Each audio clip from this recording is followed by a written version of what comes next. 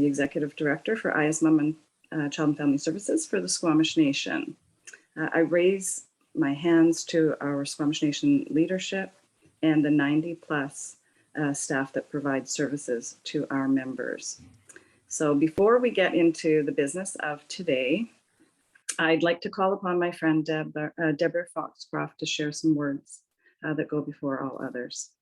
So if you've been around this work for a while, you'll likely know Deb as she was instrumental in standing up the first delegated agency in BC.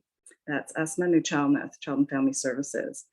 Deb has also served as ADM with MCFD, and she has a career spanning over 30 years in a sector where Indigenous leadership is so essential to dismantle the systems that harm Indigenous culture.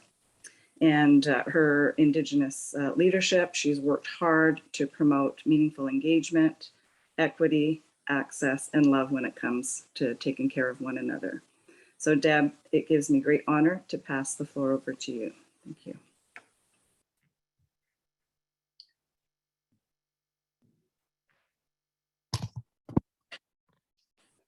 Good morning, and thank you for those lovely words, Kelly.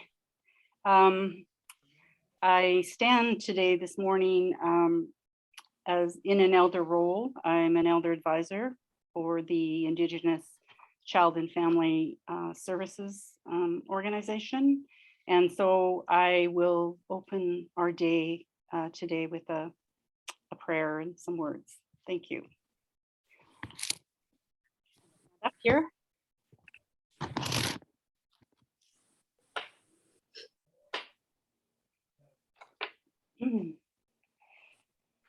Just wanted to say Quills is my ancestral name. I'm Sishot Aksuk from the Sishot First Nation.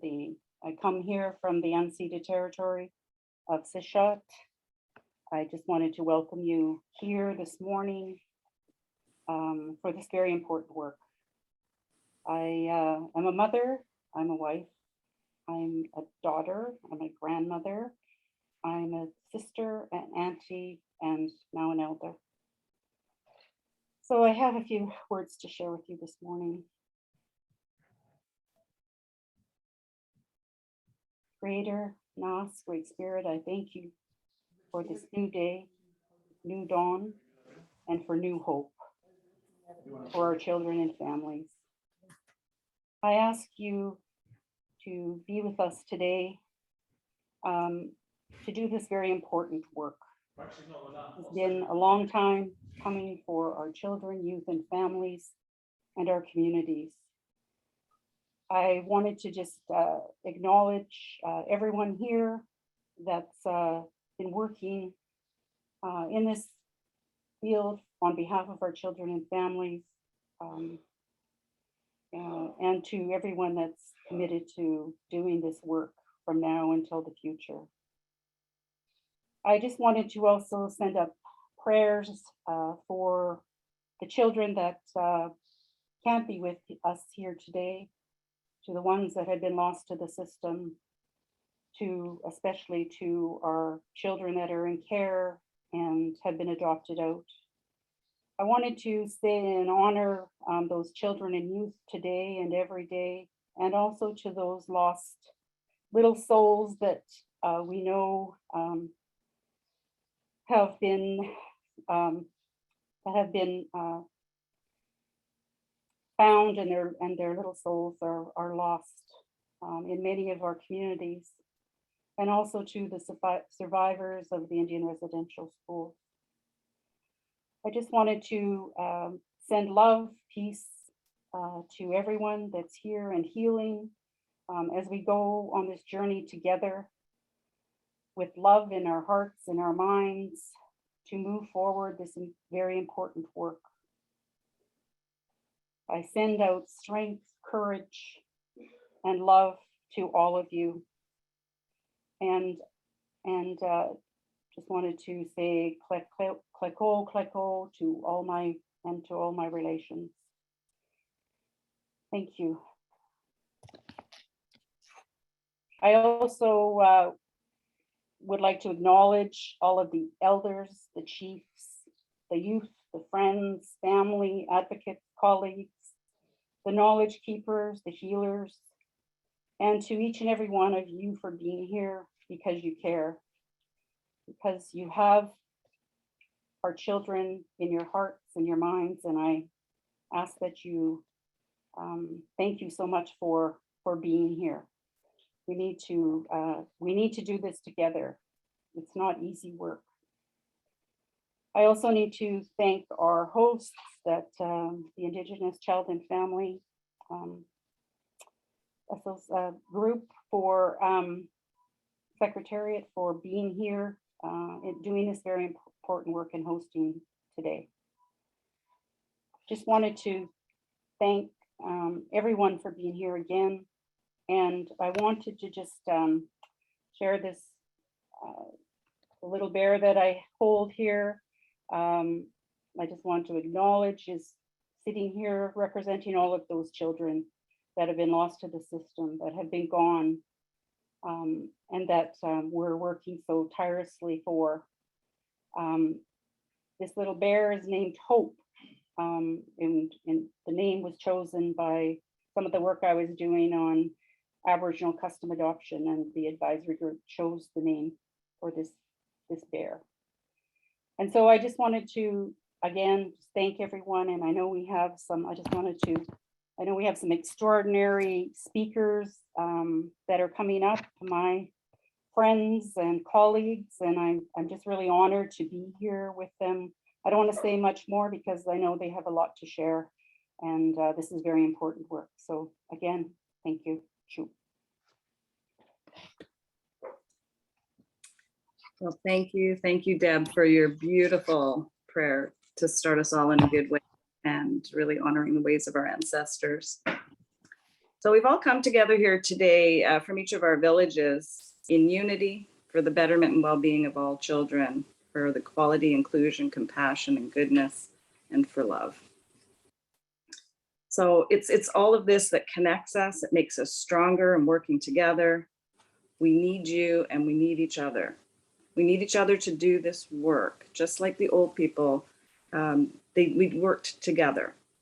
So we carry the bloodlines from those beautiful people. Today's session is hosted by BC Indigenous Child and Family Services Directors. So we represent the 24 Indigenous Child and Family Service agencies in British Columbia. We provide frontline services to 120 First Nations communities, the urban Indigenous and the Métis families as well.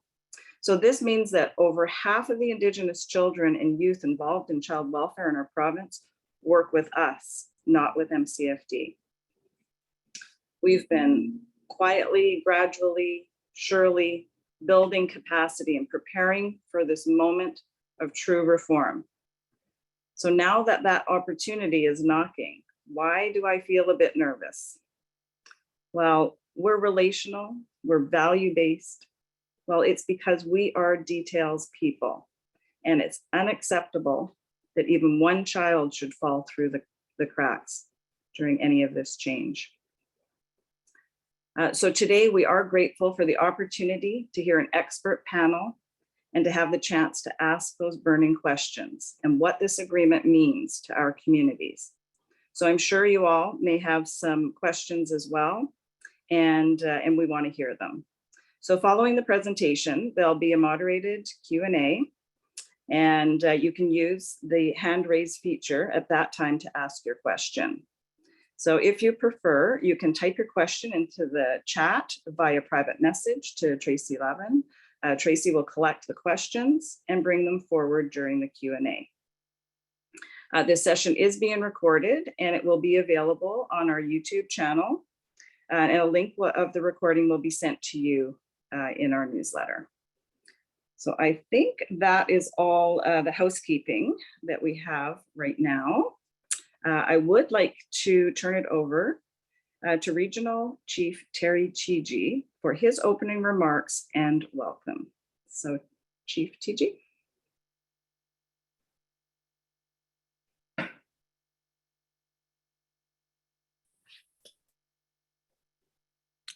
Sorry, thank you, Kelly. Denisa, Tsekuza, Skyza, chiefs, hereditary chiefs, child practitioners, guests. There's well over 300 of you from coast to coast to coast. I just want to, first of all, acknowledge the territory that I'm calling from, Masai Cho to Kleitli Tene, the unceded, unsurrendered, continually occupied territory of the Dakat people in north central British Columbia. Thank you, Deb, for that opening words and prayer to start us off in a good way. On behalf of the British Columbia Assembly of First Nations and also the First Nations Leadership Council colleagues here in British Columbia, I just would like to say, you know, in terms of British Columbia, our perspectives, and also from the Assembly of First Nations executive of, you know, all the work that has been going on. I want to acknowledge all of you who have joined today from your respective territories and regions. And thank you for making the time for us to share important information with you. On your agenda today, we'll be discussing the updates of the common interest as regarding the current and shifting landscape of our inherent jurisdiction as Indigenous peoples over child and family well-being, and the details of the recently signed agreement in principle, which are essentially two, one on compensation and one on long-term reform for the victims that were in care, and also moving forward as we assert our rightful place as in asserting our jurisdiction over our children as in C92, and also the reform of First Nations Child and Family Services System and the funding program with the federal government. Specific of today's agenda will include compensation for children, youth, caregivers impacted by Canada's discriminatory funding program, shifts in funding towards prevention services to keep our children at home and within our First Nations communities. And that's how it relates to Bill C-92, the First Nations exercising and asserting jurisdiction over children and family services under our own laws and according to our own ways of being. New orders and funding regarding capital assets and infrastructure, so we are able to develop the capital resources and infrastructure and capacity required to support our children, youth, and families that need the resources to take care of our children. Post-majority care for most vulnerable youth who are often fall through the cracks as they age out. Certainly the child welfare system, once they become adults, are set on their ways, and that's very concerning. We've known this for quite some time. The full suite of systemic reform required to ensure that discrimination against First Nations children and families ends once and for all. The current landscape changes are broad and our timing is limited here. So I will try to keep my comments brief to ensure there's enough time for our experts and advocates on our panel to share as much information as possible. Noting this is just one of many necessary conversations in the upcoming weeks and months.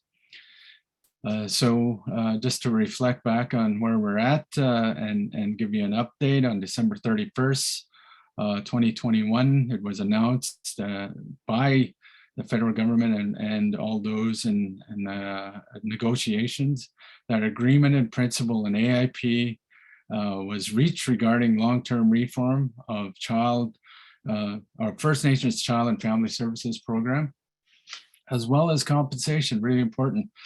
Compensation for children and families who had been impacted by unnecessary removals and the destruction of the family systems due to Canada's discriminatory funding programs for First Nations Child and Family Services delivery.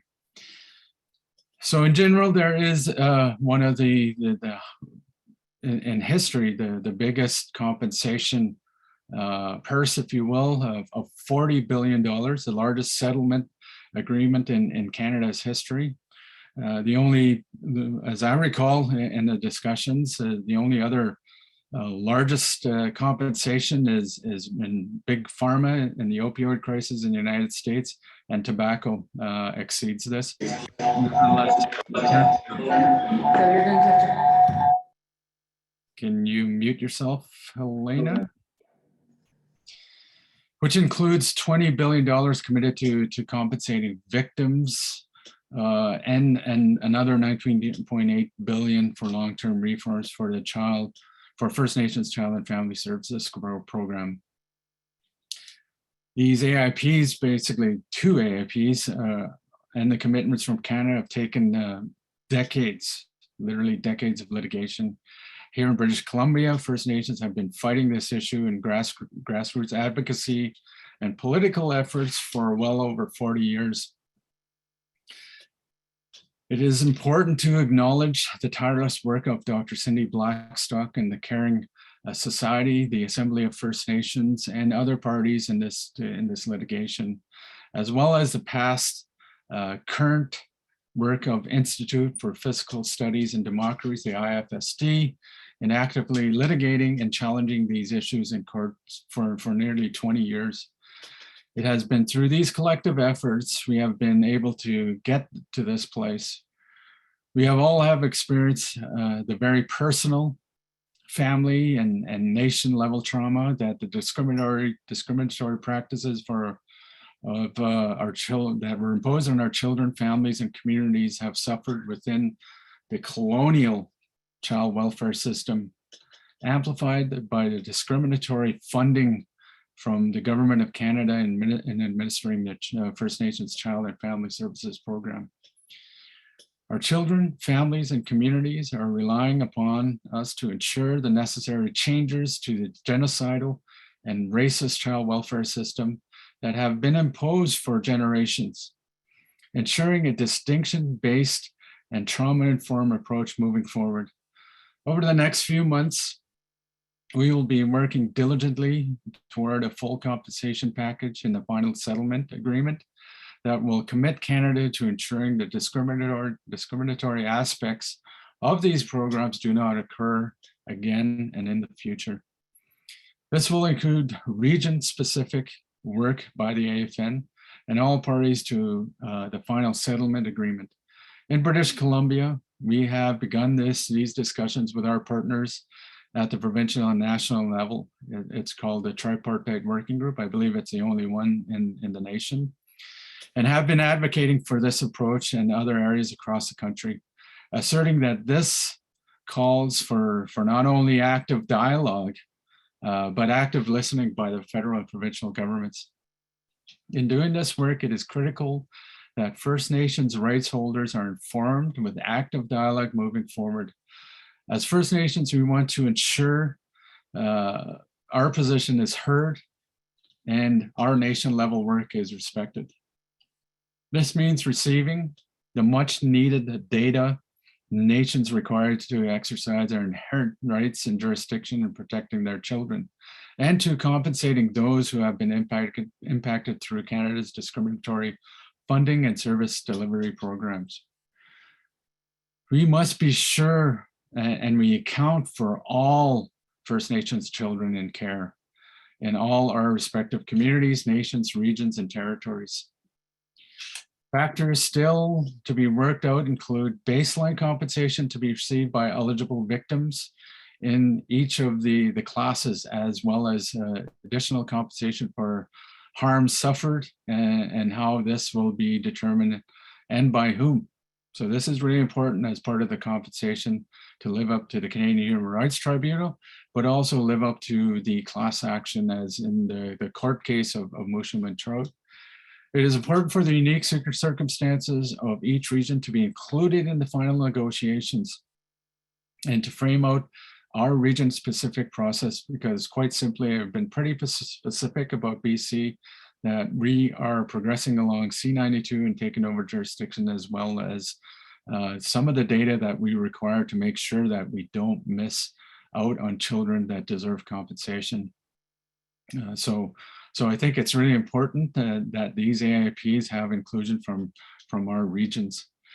In BC, we have already been having these direct conversations with the province and with Canada, as we want to ensure that the necessary information and resources are in place to support our First Nations in British Columbia in exercising their inherent rights, jurisdiction, in the care and protection of their children and families, and ensuring that there is access to information and data that makes sure those that are eligible for compensation are able to access it in a safe and trauma-informed way, and that nations can meaningfully participate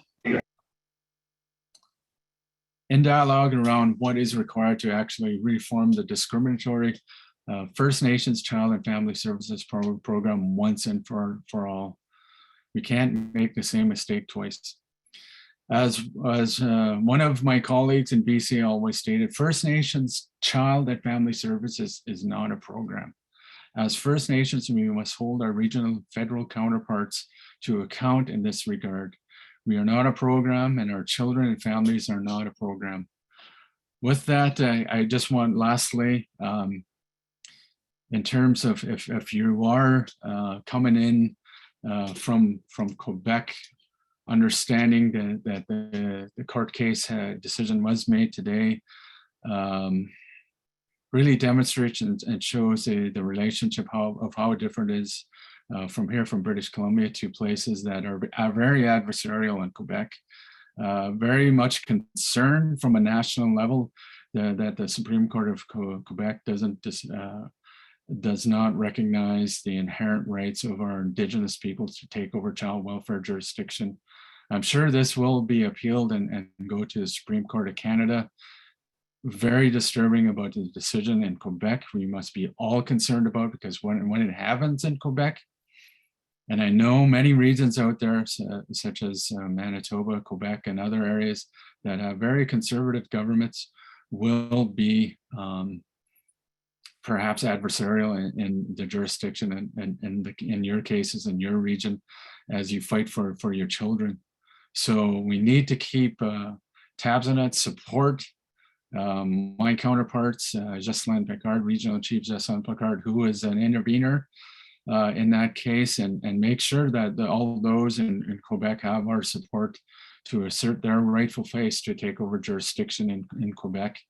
So with that, I pass it on to my colleagues, but I also want to recognize all those, all of you.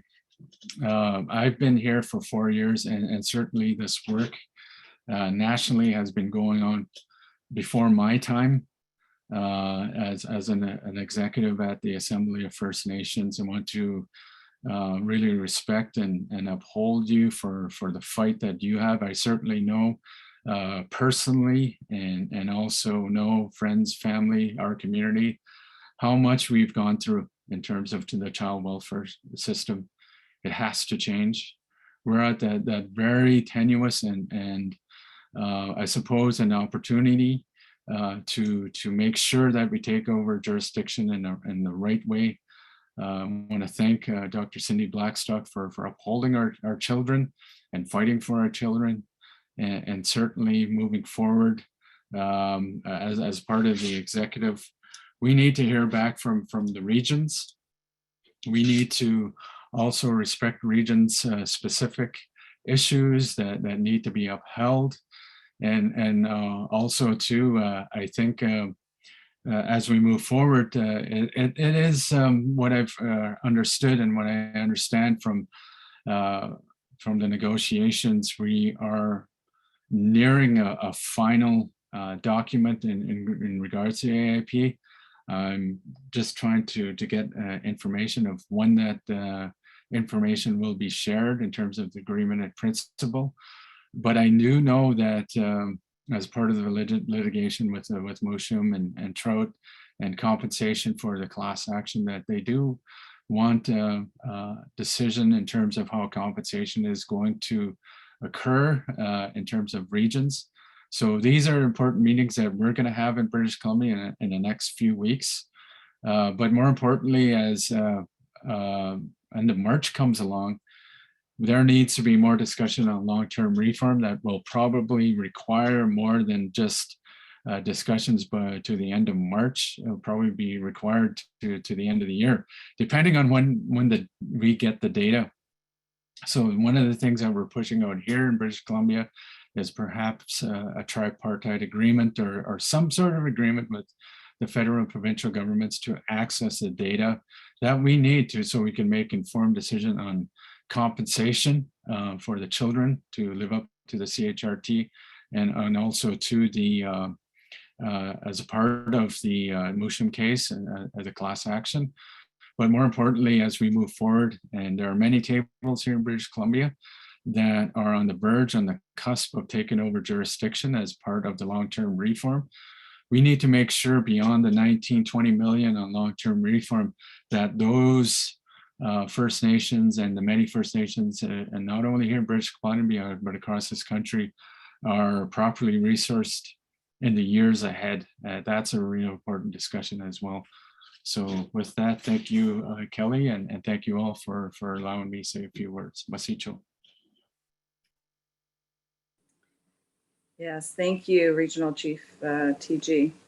Thank you for your leadership, both provincially and nationally. I think it's so vital for us to have our voice in the development of this historical agreements and the recognition of our inherent rights. Done well, done right. Our leadership here has really shown our children the love, the importance, and the responsibility that we're all taking so they can grow up strong and proud. So I'd now like to welcome the rest of our expert panel, starting with Regional Chief Cindy Woodhouse, who is Assembly of First Nations Regional Chief from Manitoba and has been leading the AFN's negotiations with the federal government. We also have Dr. Cindy Blackstock, who is the Executive Director of First Nations Child Caring Society of Canada, and certainly an all-round force to be reckoned with. We have Dr. Helaina Gaspard, who is a co-founder and director of the Institute for Fiscal Studies and Democracy at the University of Ottawa, and author of Measures to Thrive. And finally, we have Mary Teegee, our chair for the BC Indigenous Child and Family Services Directors and Executive Director for Child and Family Services at Carrier-Sakani, and the BC representative to National Advisory Committee on Indigenous Child Welfare. Again, all forces to be reckoned with.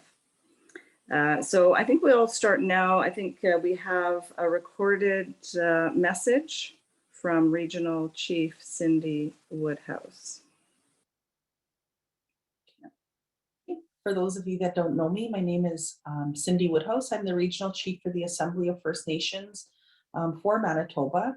I was raised in my First Nation community with my parents and my grandmother, who I'd spent 3 days a week with. I'm glad that I'd had my grandmother. She taught me to pray all the time and be grateful for everything that we have in this life. And I'm so thankful to my parents, and I grew up with 4 brothers. I'm a mother. I'm married to my husband, Curtis. We have 2 sons, Kyler and Colt. And, every day that I wake up, we have to remind ourselves what we are here for. And that's to make life better as Elder Crishane, the late Elder Elmer Crishane used to say, is that, let's always work for the little ones and focus on the little ones. And so I'm so glad that you're all here today and listening into my presentation. Thank you for the invitation. Thank you to my colleague, Regional Chief Teegee, who has been so instrumental in helping me over the past few months, and his guidance, kindness, and prayers for all of us to succeed and get to, unfortunately, this historic agreement. I know that it's, I think, the largest in Canadian history and the 3rd in the world. And it's not something that we want to be too proud of, because there's a lot of issues that we're now facing today, that our families are facing. So with that, I want to thank the elders as well for their prayers. Thank the BC region. You've been so instrumental and so kind. But I'm pleased to be joining you today to provide an update from the Assembly of First Nations regarding the announced 2 agreements and principles on First Nations Child and Family Services and Jordan's Principle, long-term reform and compensation. In my update today, I will share with you a brief history of the AFN's work on these priority files, an overview of AFN's key advocacy under the AIPs, and a summary of our work ahead. In 2007, the AFN and the First Nations Child and Family Caring Society launched a complaint at the Canadian Human Rights Tribunal, alleging that the Government of Canada discriminates against First Nations children and families in its provision and funding of the First Nations Child and Family Services Program and narrow application of Jordan's Principle. After nearly a decade of legal proceedings following the launch of the human rights complaint, including the AFN's returning to the tribunal countless times, we persevered in the case of a landmark ruling by the tribunal in January 2016. The AFN continued to stand up for First Nations children and families in human rights proceedings at the tribunal, resulting in more than a dozen non-compliance orders against the Government of Canada since the 2016 decision.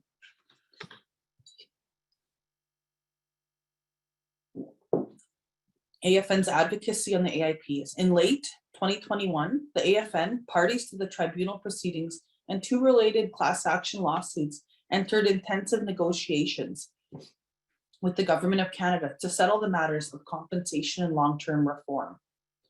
I led the Assembly of First Nations advocacy at these discussions, pushed for fair and equitable compensation for those who have experienced discrimination in the First Nations Child and Family Services Program and Jordan's Principle, and fundamental reforms that would result in real change for the current and future generations of First Nations children and families. Just over a month ago, on December 31st, 2021, the parties to these negotiations reached 2 agreements and principles, one on compensation and the second on long-term reform, with a total of 40 billion earmarked. These AIPs are the framework for the work ahead to reach a final settlement agreement. The AFN shared the agreement and principles with our chiefs in late January on a confidential basis, and the Caring Society has shared the AIPs with First Nations Child and Family Services agencies. The agreement and principle for compensation proposes a total settlement of 20 billion for First Nations child and families who were subjected to discrimination by Canada through the First Nations CFS program and the improper implementation of Jordan's Principle. The compensation acknowledges that First Nations children were unnecessarily apprehended from their parents and communities, and that some of these First Nations children were subjected to discrimination in Canada's provision of services under Jordan's Principle. As a framework, the agreement and principle on compensation does not address the specifics relating to compensation, as they remain subject to negotiation between Canada and the parties to the AIP. There's a number of important matters to be signed upon for the purpose of reaching a final settlement agreement. Some of the important matters include finalizing the classes of individuals who will be entitled to compensation, how much compensation individuals will receive. The AFN also continues to advocate for all funds to go directly to survivors and for Canada to cover all costs associated with things like legal fees and mental health support separately from the $20 billion identified for compensation. The AFN and its class council are currently engaged in examining all relevant data to support the continued negotiations and reach a final settlement agreement with Canada and the parties.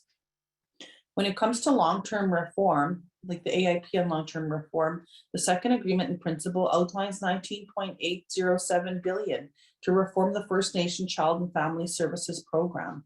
The AFN has advocated for an increase in the amount of funding for the First Nations Child and Family Services Program, but also a shift on how funding is allocated and administered, both of which are aspects of the AIP on long-term reform. The reforms outlined in the AIP are grounded in First Nations control and determination over services for our children.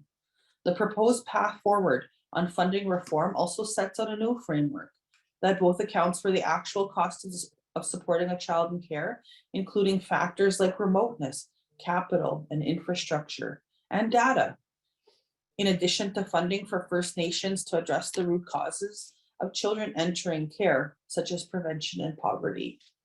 This is based on research driven by First Nations for First Nations that shows us that First Nations and the First Nations Child and Family Services agencies need to support the children and families they served in a holistic, cultural-based way that is in the best interest of the child.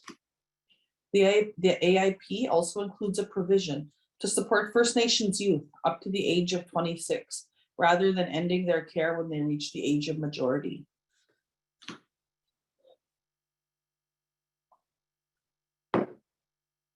We've heard from First Nations youth that there is a need to support them in their transition out of care. And so the Assembly of First Nations has been advocating for the proper funding and policy backing to do this. We all know that there is a dire need to identify, address, and correct the processes, procedures, and practices that have resulted in discrimination against First Nations children and families through departmental reform within Indigenous Services Canada. This is a key piece to ensuring not only that the discrimination stops, but that it never happens again. With respect to Jordan's principle, the AIP also maps out a plan to immediately address compliance concerns that are leading to gaps for First Nations children accessing services and supports. When it comes to Jordan's principle of barriers to accessing services and supports because of the burdensome application requirements of delays in payments to service providers and of delays in the process of having a service or support approved. I'd also like to acknowledge that as a result of First Nations advocacy, last month the Government of Canada withdrew its application service to deliver services to families safely. For the work ahead, the final settlement agreement for compensation has an aggressive timeline because we all want the compensation for our citizens. We know and have heard from our chiefs and their citizens that no amount of money will ever compensate our people for the years and years of discrimination and violations of our original treaty relationship by Canada, but they all want us to get this compensation settlement done. The final settlement agreement for long-term reform is expected to be finalized later this year. However, we know that there are immediate needs that have to be addressed while we continue negotiating the final settlement agreement. The parties have agreed a number of immediate measures that will be implemented by April 1st, 2022, including 1, funding for prevention services, 2, extending post-majority supports up to the age of 26 for youth in care, 3, supporting post-majority care and service coordination for high needs young adults who are aging out of Jordan's principle, 4, funding for the First Nations Child and Family Services and Jordan's Principle capital projects that are ready to commence. And lastly, funding for research in both the First Nations Child and Family Services Program and Jordan's Principle. The AFN is also planning for engagement with First Nations in the early spring to talk about what's needed for long-term reform and how these changes need to roll out to best support First Nations children, youth, and families. We want to hear from leadership, elders, experts, and technicians on the critical areas for reform. We are also working to support regions to host their own engagements. We know there are important priorities that regions want to discuss. The AFN has launched a website to provide more information about the AIPs and keep First Nations up to date on happenings with respect to these processes. I encourage you to visit our website, firstnationchildcompensation.ca, for more information and to sign up for updates. In closing, we are at a very important and pivotal moment for First Nation children and families. Through the strides made through the AIPs, cannot erase the harms that First Nations children have experienced for decades. We now have an opportunity to ensure that these harms do not reoccur and that our families can heal from these traumas going forward. I want to thank you in your roles as leaders, as service providers, and as advocates for your continued dedication to ensuring that our children and families are supported. These achievements for our children and families are a result of 30 years of advocacy led by First Nations, the Assembly of First Nations, the Caring Society, and other advocates. Our work today is about a plan for the future, with First Nations defining and determining a path forward grounded in our rights and the common goal to have our children succeed. Shimigwech, I'm just thankful to be here today and provide you with all of these updates. And I look forward to dialoguing with you further in the weeks, months, and years ahead. Thank you. Shimigwech.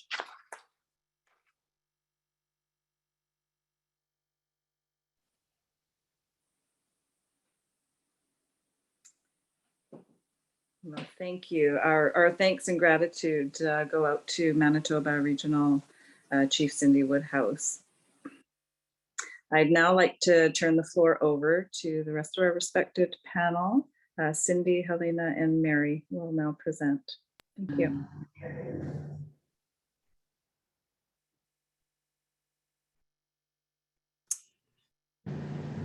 Hello, everyone. Thank you, Tracy. Thank you, Regional Chiefs. It's Cindy Blackstock here from unceded Algonquin territory. And so I'll give a bit of an overview of where we are regarding these agreements in principle. But I'm also going to underscore some of the things building on Regional Chief's presentation about what the content of the AIPs, about a number of things that I'm thinking about. And I posted in the chat links to our concerns documents, considerations documents, links to our summaries of the agreements in principle, and some of the reports that are informing some of our ongoing thinking at the Caring Society. I also want to just recognize I'm joining you from unceded Algonquin territory, where a lot of the havoc is taking place in a very disrespectful way to that nation. And I just want to say that I'm thinking about them in particular, and really praying that this nonsense ends, for lack of a better word. So I'm not going to go through all the history of the case.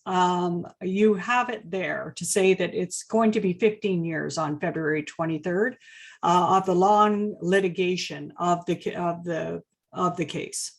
So to say that Canada was dragged here kicking and screaming in some ways is an understatement.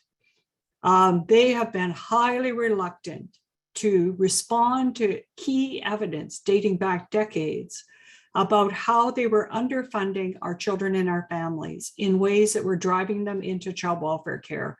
Because those of you who are doing that important work at the front lines did not have the resources to be able to deal with the multi-generational trauma that First Nations children, youth, and families were experiencing.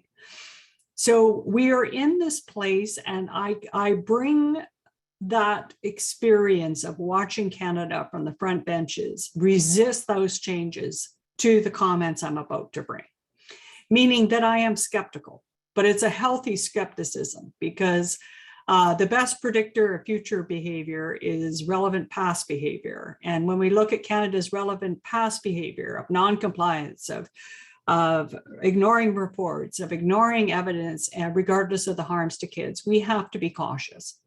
It would be naive not to be.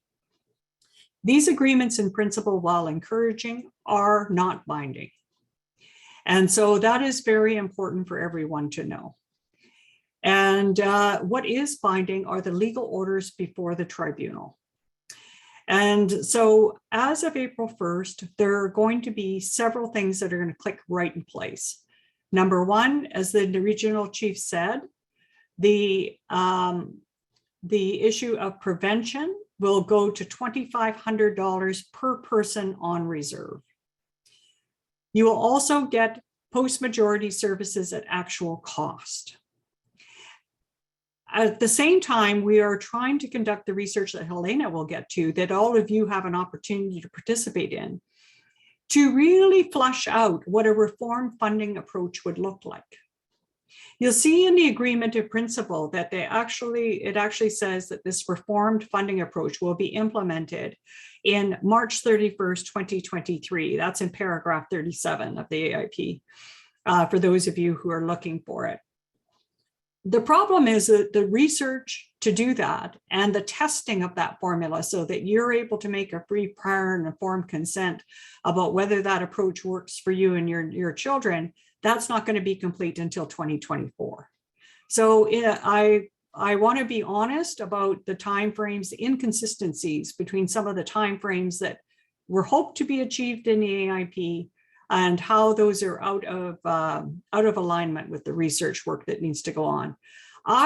I'm happy that these April 1st measures are coming into place. I think that'll provide some relief. It's a significant increase overall in the prevention funding, although we need to safeguard against the way that it's distributed. What do I mean by that?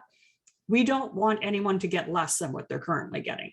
And in fact, we have a legal order 2016 CHRT 16, and I put the paragraph number in the chat, that actually orders Canada not to reduce agency budgets or reduce funding for for Jordan's Principle. So we'll be leaning and reminding Canada of that legal obligation as they roll out this prevention funding to make sure it really is an enhancement for First Nations and for agencies. After that, we have a lot of work to do because the agreement in principle is also silent about what happens in year 6. It's 19.08 billion over 5 years, but none of us want to agree to something where our kids start getting hurt again in year 6. So that's an important thing just to kind of star as you review it. When it comes to post-majority services, I put in the chat, I just really want to, really honor all the youth in care over the years who have been calling for this, these supports. I put in the chat a report that was done by Youth in Care to really inform the rollout of post-majority and also compensation. So you can read that report yourselves. It has excellent suggestions in there. The current idea is to provide the funding at actual cost to First Nations agencies.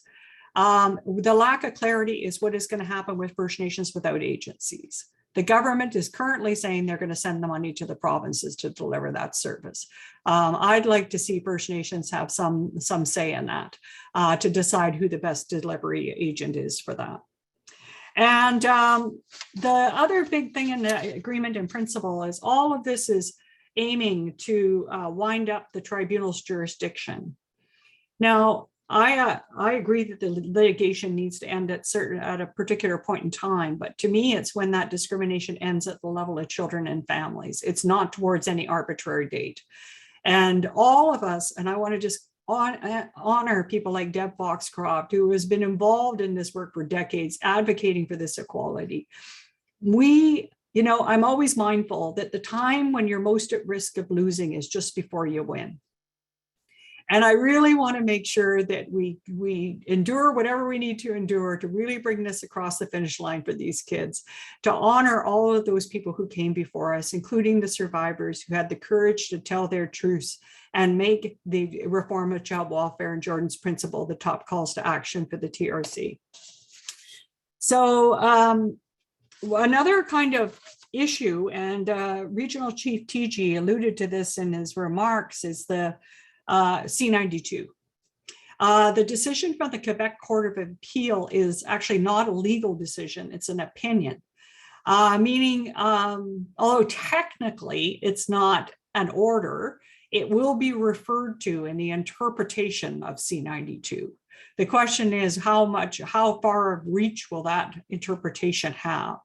And what they're saying there is that First Nations laws will not necessarily have supremacy over the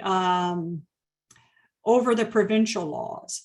That where there is some inconsistency between the provincial law on child and family and the First Nations law, the First Nations law can be infringed upon by the province if it puts it through the disputed items through the Sparrow test.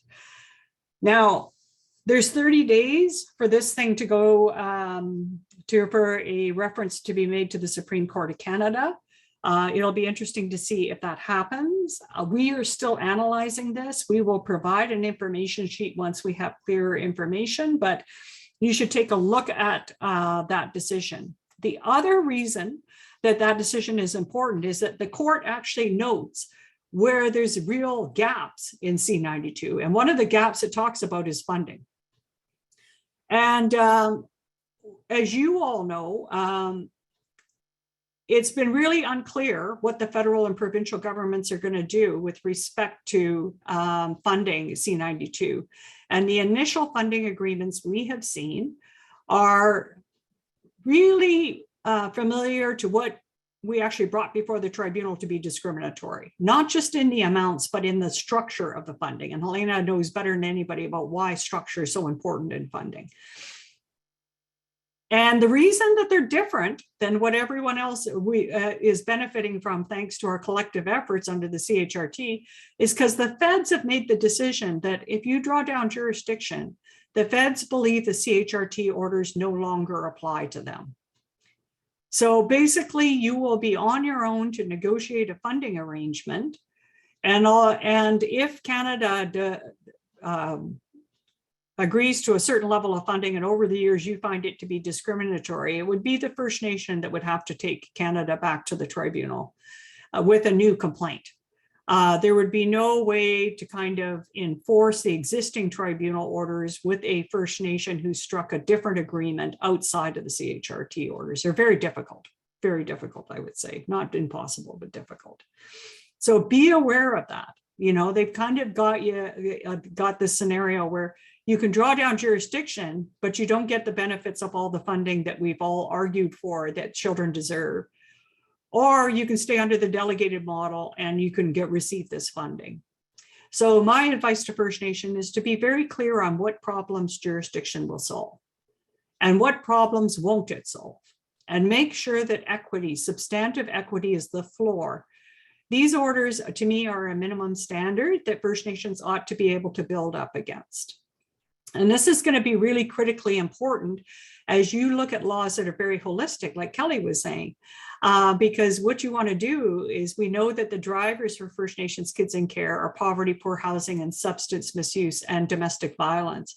If your laws actually captured those things, which I suspect many First Nations laws would, keep in mind that those inequalities in water, housing, etc., are still happening. And even if we land this AIP on long-term reform, it's not going to work. Those issues are not addressed squarely within the framework of this agreement in principle. So we'll just go to the next slide. I think that's the end for me, but I just want to make sure, Kelly. Yes, it's the end for me. And you're going to hear the amazing Helaina. I really recommend all of you to really read the work that they've done along with you. It's already been informed by you. And I want to say how wholeheartedly I support funding that centers outcomes on the level of children and youth and families. I think that's essential. And also from an enforcement point of view, you can litigate against Canada not funding to achieve a certain outcome for kids. You can't litigate against Canada about amounts. You can't say, well, they should be paying $2 versus $1. But you can say, we've agreed that our kids need to be able to do this, and you have not funded us to be able to get to that level. Anyway, over to you, Helaina. Good morning, everyone. Thank you for having me join you this morning. And you know, we respectfully acknowledge that we're joining you from the unceded territory of the Musqueam, Squamish, and Tsleil-Waututh people this morning.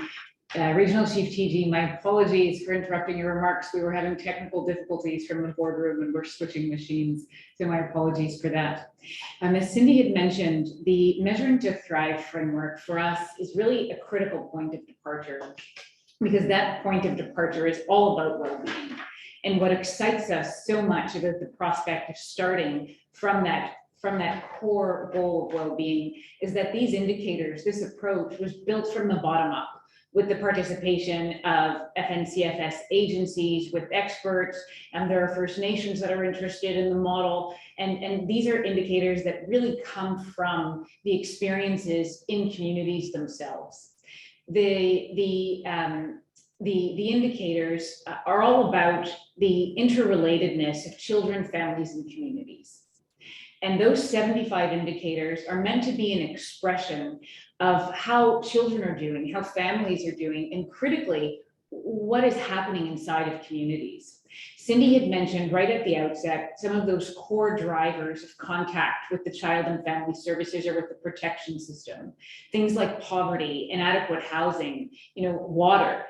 those are pieces, those are elements of those community indicators that we are hoping to capture in this Measuring to Thrive framework to start to identify the differences in points of departure. And that for us is so, so important because everyone is starting from a different place. And depending on where you're starting from and depending on the people that you serve, you might need different resources to help achieve or help to meet that goal.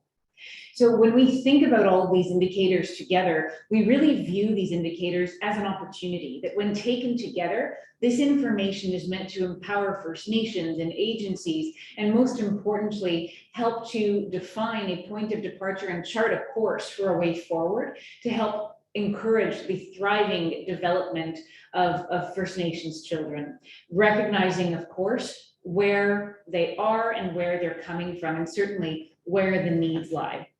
And importantly, elements of this framework connect or link to some of the funding considerations in very broad terms. And the approach of well-being and the focus of well-being is meant to ensure that there is a needs basis when we're talking about child and family services, and in particular, child and family services reform. That needs basis is something that has been sorely lacking and missing, as all of you know far too well, in the system today.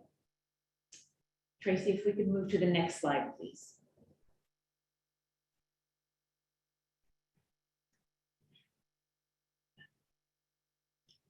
Would you like to go ahead? Good morning, everybody. My name is Mary Teegee, I'm from Gabu. I am Takla Nation, and I'm the chair of the Indigenous Child and Family Services Directors. I also am the British Columbia representative on the Caring Society and also for the National Advisory Committee for Child and Family Service Reform. Before I start this section, I just wanted to acknowledge and thank the Regional Chief Woodhouse and Regional Chief Teegee for your comments and your opening. Very much appreciated. And thank you to Kelly and Debbie for the prayer. We also cannot forget that the reason we're here on this day, I think, is for all of the advocacy and the push nationally. In particular, I think we must acknowledge the work of course, the Caring Society, led by the indomitable Cindy Blackstock, and the staff of the society. The little engine that could is what I always say. We've almost lost. We had lost the funding. We had very little funding, but by the goodness of the Creator and the goodness of human beings across Canada and across the world, we would receive donations and contributions, and that's how we've kept going all these years at the society to keep up the good fight. So I also must acknowledge all the lawyers from the society, in particular Sarah Clark and David, for all the good work that they've done. We wouldn't be here for sure if it wasn't for the tenacity of all those individuals. I really want to thank them.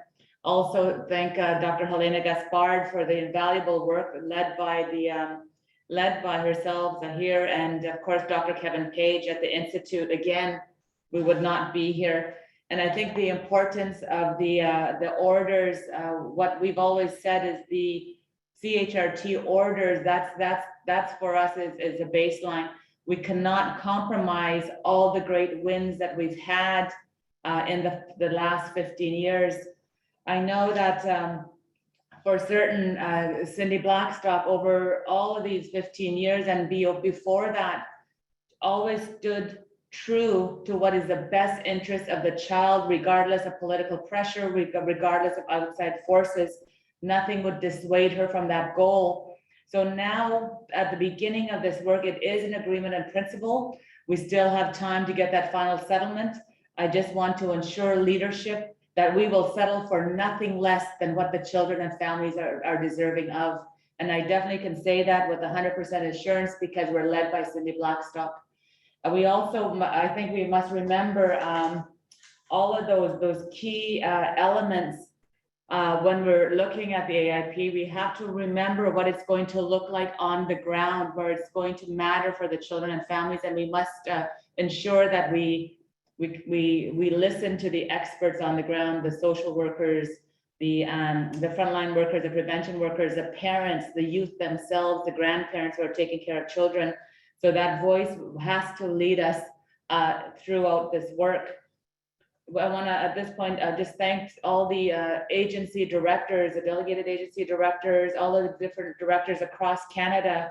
When you look at the CHRT, that was the group that came together and provided the information and provided the support for the society to proceed with the Canadian Human Rights Tribunal court case. Without them, we would have never had a case. And so after that, we understood for sure that the nations that didn't have the privilege of being getting service by their own people through an agency, that they also, those children too were no different. So the fight that we had at the CHRT, bringing it forward to the NAC, the National Advisory Committee, pushing and forcing and really saying that all children deserve to not be discriminated against. So that work is still really much apparent, that there's a lot more work that we need to do now.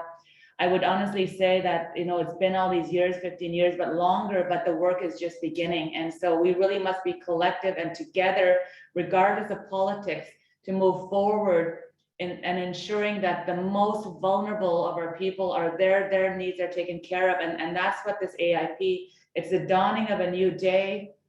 We're on a precipice of great change. There's a shift, not just in our world, but more specifically our children and families world. So we are basically charged to right the wrongs of the past, if you will. And we're charged with starting to heal the hurts, the multi-generational hurts. We know that the impacts of residential school has caused us to be where we're at today. So what we must ensure is that those not yet born will never have to suffer the way our children and families have suffered today and beyond. So how do we do that? The CHRT orders there's three main ones. One is that discrimination ends. Second is that discrimination never happens again. And of course, the third is that there would be compensation again to start healing and to acknowledge the harm that was done within the child welfare system. So some of the guiding principles that we stood firm on was that there would be no more discrimination.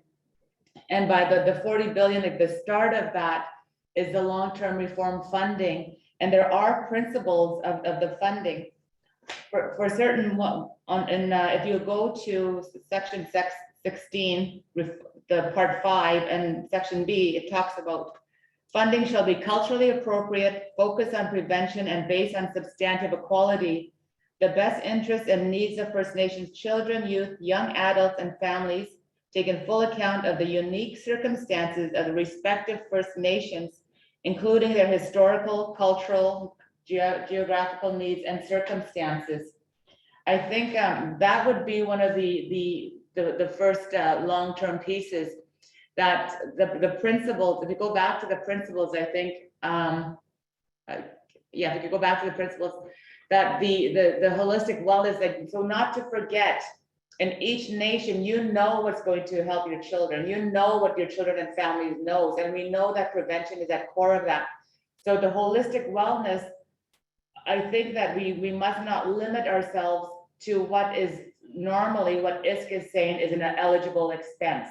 Just child and families focused, intervention focused, not based on the well-being of not only the child, but the family and the community. So those spiritual elements, those cultural elements, mental health, all of those should be part of what is being funded. And so those guiding principles really reflect that. We also must ensure that we address the structural drivers and the root causes. Again, in the same vein, why are children going into care? Those are the issues of poverty. Sometimes our children can't be going home because there's the lack of housing or inadequate housing. For heaven's sakes, even we know that our drinking water. As long as there is one child in Canada that is suffering discrimination, that is not able to live up to their full potential because of things like lack of adequate schooling, even lack of water, we have much work to do. Intergenerational cultural child caring approaches. Again, as I said earlier, we know how we should be taking care of our children.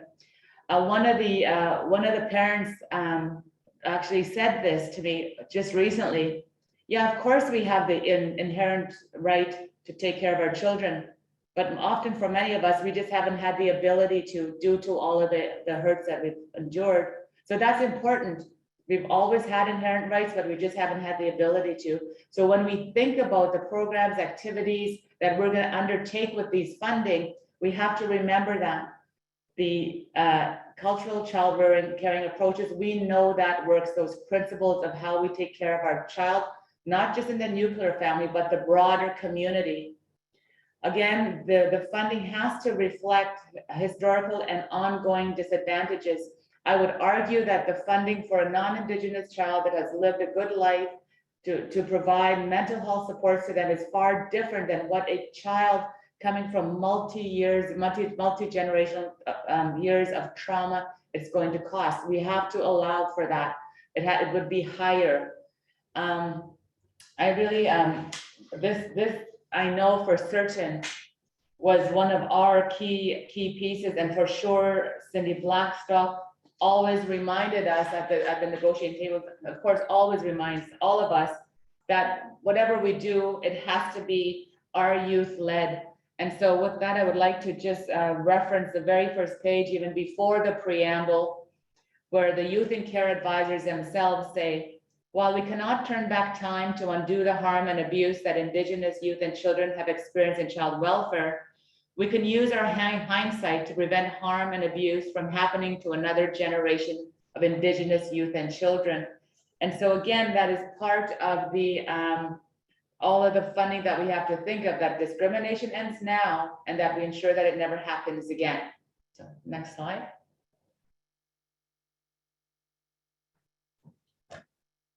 Yeah, yours.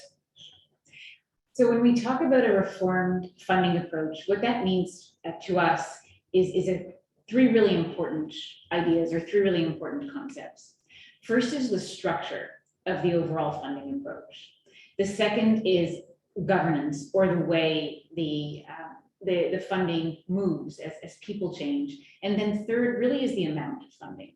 And in some ways that comes last, because if we can ensure that there's a sound structure in place, and what we mean by structure is the set of principles and guiding factors that help to determine what a service provider's budget would be, that structure is critical.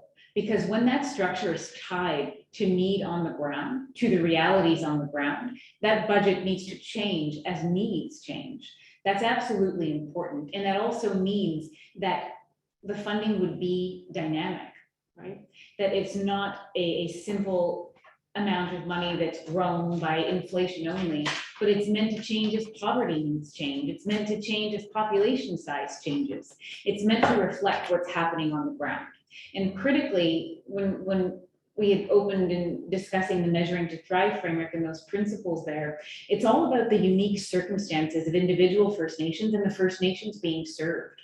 So instead of asking how many times a child is moving in care, we want to shift the discussion. How's the child doing?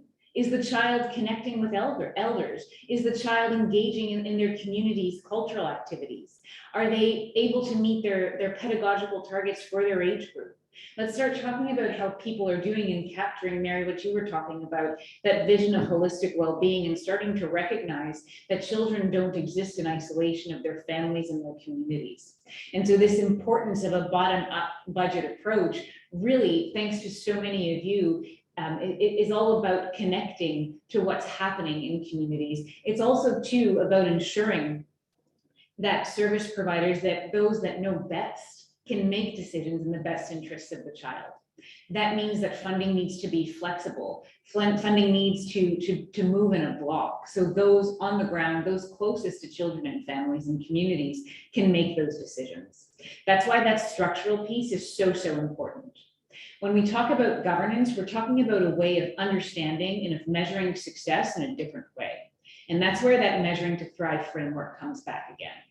Those are a set of indicators that are, again, are not about how many children, how many times a child moves in care, how much money is being allocated this year, how we're going to split up money.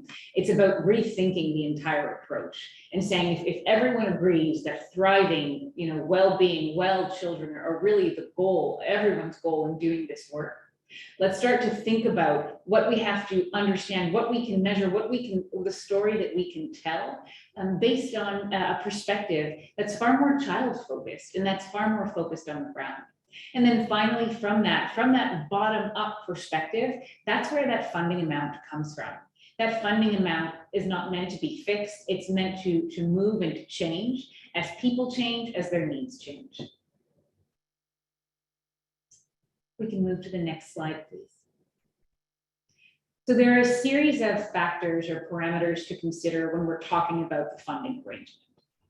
One of the critical steps in phase 3, and part of the reason why it's so important that collectively we take the time to get it right in phase 3, is because what we're doing is we're working directly again, we're collaborating again with agencies, with First Nations who are seeking to exercise or who might want to exercise jurisdiction through the Act, to build models, to build tools, and to actually build out budgets and to build out all of those considerations that would come from a reformed approach. And this is an opportunity to make sure that that testing, that modeling happens with or at the level of the First Nation, to make sure that we get it right and that what's being proposed really does reflect reality on the ground. So when we think about funding, we think about all of those different factors. What's critical, of course, is prevention that's tied to population. But we also have to make sure that on a baseline budget, right, and the existing budgets of service providers of agencies now is really designed for a protection and really protection only. So on that protection baseline, there are a series of additional components that from the work that you help to inform is what we put forth in that phase 2 round of work, which is adding prevention, adding information technology, ensuring that there's funding for what we call results, which means collecting information for First Nations by First Nations, that's First Nations controlled, ensuring that there are funds in the case of an emergency or something that's unexpected or outside of the regular activities of the service provider. Addressing challenges like poverty, starting to recognize those factors, those causes of contact with the protection system. So if we're going to talk about holistic well-being, we have to make sure that the way we're resourcing service providers actually aligns to that vision and starts to address some of those challenges. That means too, talking about geography, compensating for that.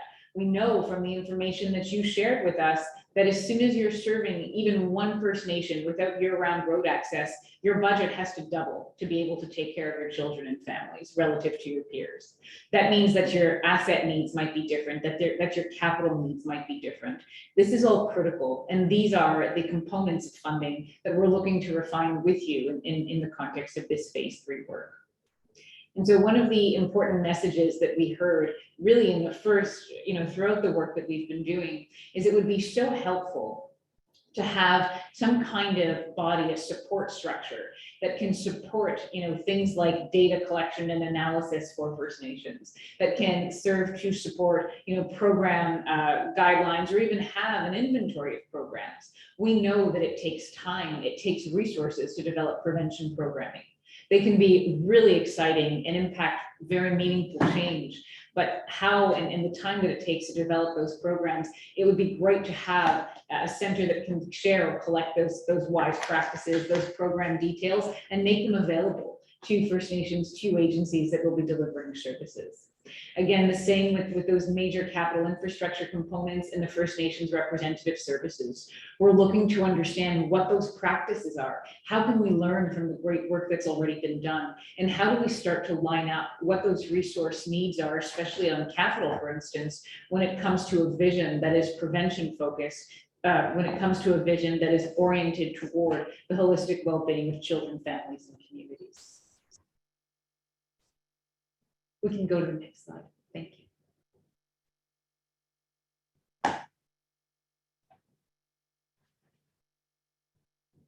Cindy?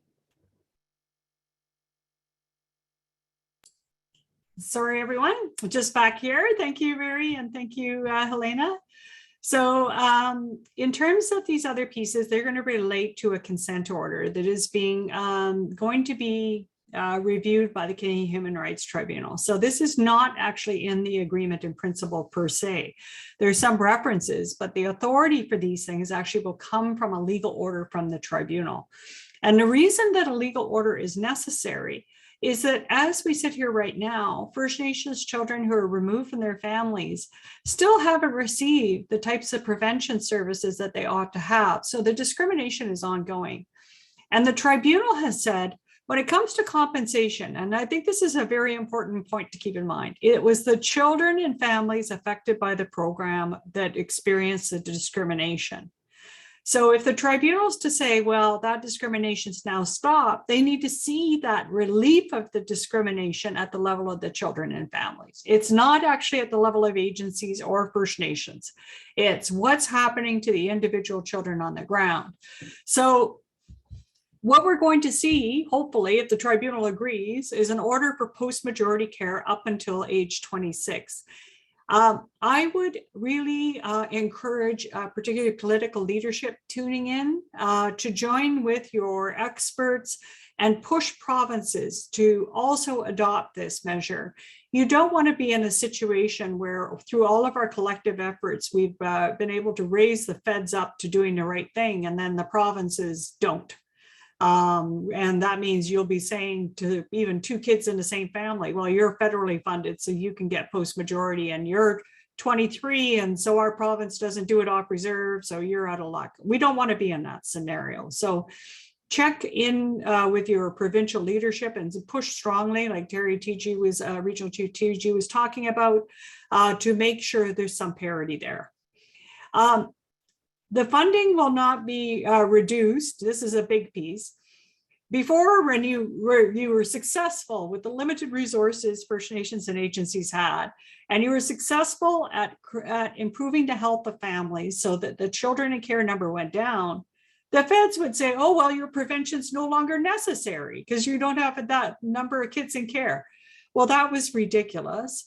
And so now when the number of children in care decreases, all that means is that you can reallocate some of that funding to better support some of the other needs for kids. Nations will have flexibility in determining their population counts. That's true over the longer term. We're not sure what that looks like, to be honest. And on the April 1st measures, Canada regarding prevention, which is coming up in April 1st as well, at $2,500 per person, not per child, per person. That's going to be based on INAC's December 31st population counts. And we have not seen that, nor have we seen how this will unfold for other First Nations agencies or First Nations specifically. The overall amount for prevention at $2,500 per person is much higher than what First Nations are getting nationally. But again, as I said earlier, the distribution of that is so important. And we have to remind Canada of its legal obligation to not reduce agency budgets per the order. So this whole thing around what population will be used, that's kind of up for discussion. I personally like the IFSD methodology, which is ask the First Nation and agency, who are you serving? Right? That's a number that matters, not one arbitrarily covered by the department. So what will happen on prevention on April 1st is this $2,500 per person for First Nations and agencies will kick in. But everything else will remain the same. So and what do I mean by everything else? You can bill child protection at actuals if you're an agency. You can build legal at actuals. You can build building repairs at actuals. None of that changes. The only thing that would change is the prevention funding. And as Helaina probably mentioned in her remarks, the $2,500 per person is based on a case study where there's existing infrastructure to deliver prevention. It does not take into account the reality that many First Nations will be experiencing, which is this is the first time they've had the opportunity, and they may not have the staff or the space or the other elements of capacity to deliver those programs. That's going to happen. We're going to fill that knowledge gap by the work that Helaina and her colleagues will be doing over the next several months and over a year around kind of calibrating what are those capacity needs. So I just want to caution us all by thinking that that amount was sufficient. It is a good start, but it will need to be calibrated according to what the research shows us from your actual data on the ground in the community, and particularly with respect to First Nations without agencies. So I think that's that slide. Yeah, so Helaina, you want to do this one? Sure. So the bottom-up budgeting perspective is really important here. And it's for all of the reasons that Cindy mentioned. The way the money moves right now moves as if though we can silo children and families. We're trying to put forth a vision that's far more holistic. And the best way to understand how all of those pieces, how all of those services, how all of those needs connect is really to ask you, because you're the ones that are doing the work and you're the ones that help us understand why you need flexibility, how you need flexibility, where your needs are and what those needs look like. And critically too, sometimes how those needs change even throughout the year. And so when we talk about bottom-up budgeting, it's that mix of factors. It's not just about an amount of money, but it's about where the needs are, how those needs can best be addressed, and how those needs might change over time. And so what we're talking about when we're saying recognize differentiated points of departure, it really is about recognizing that there has to be some sense of substantive equality, at least for a point of departure. At least in those instances, we can try to work toward ensuring that children, no matter where they are, have similar chances, have similar opportunities to thrive. And we know the importance of prevention-oriented programming, and certainly prevention and investing early, especially when children are young. We know that from your work, from the work that you've shared with us, and certainly too from a host of international literature. People like James Heckman have won the Nobel Prize for demonstrating what poverty alleviation can do to help stabilize and support the development of not only children, but of their communities or of their families, and more broadly, some would suggest of their communities too. So when you can intervene early, you can do things like early childhood, you can do things like poverty alleviation. You're supporting the long-term development of children. And that early investment is absolutely critical, because we know from work here in Canada, in the US, that as soon as a child is in contact with the protection system, those long-term consequences, they're not only the immediate consequences of care, they are long-term, lifelong consequences with higher incidences of homelessness and substance misuse and lost economic opportunities and the rest. There's such a wonderful opportunity to help to reset that, to help to provide measures of substantive equality, and to help provide a different type of opportunity to help support those thriving children. So I'll just, thanks, Helaina. I'll just kind of look at this in the context right up at the community level. So when we look at the rights of the children and youth, and we think about funding with relation to that, what is the rights of our children? They have a right to safety. They have a right to their culture. They have a right to feeling attachment. They have a right to feeling loved. They have a right to education. They have a right to their lands, and to all of those pieces are integral. So if we're thinking about that, we also have to think about what are the well-being indicators pursuant to those rights. How do we ensure that anything that we're doing is upholding that child's right? So that's why we think about child-centered. It comes to that. Everything that child needs to live up to their full potential must be considered. So when we think about the well-being, we know in each community, as leaders, as family members, parents, uncles, aunties, elders, you know what a well community, what your community would look like if everything was provided to them, if we never had to suffer the impacts of colonization and residential school. Think back to what that would look like. Of course, there would be holistic balance, and children were at the center. So what does that mean? What do those well-being indicators look like for your nation? And that's what should be funded at that level. When we think about the next bump up, illustrations of well-being mapped within structural drivers for each child in their environment of care. Now, as per the AIP, structural drivers are defined as means factors that are largely out of a caregiver or caregiver's control, which contribute to the overrepresentation of First Nations children and youth in the child welfare system, including poverty, poor housing, racism, systemic racism, and multi-generational trauma manifested as substance misuse and intimate partner violence. So that's the bottom-up budgeting. You're going to find out at the very level of the child, as Cindy keeps talking about. It's not about the funding for nations or agencies, but at the level of the child. It's not about the amount, as Helaina is talking about. It's how the money is reflective of the needs of the community, of inflation. So we need to consider the structure of the funding to be reflective of what is needed in your nation when it comes to ensuring that the rights of the child are being protected and manifested. So when we do that work, we have this time within the agreement in principle, and then we have the provisions in the final settlement agreement and those adjustments. So once when we're going to do this right, we have to do it right as can be.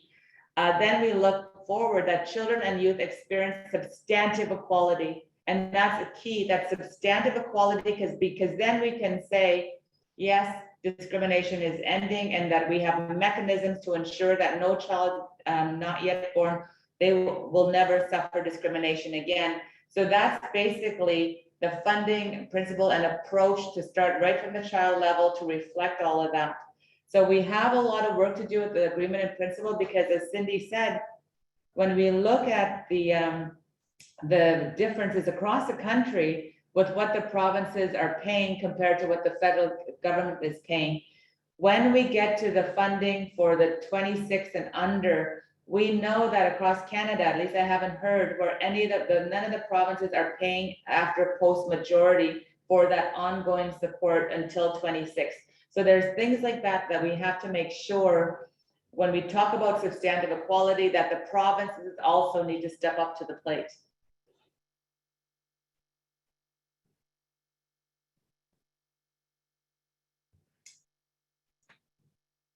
Hi, everyone. Thank you, Mary.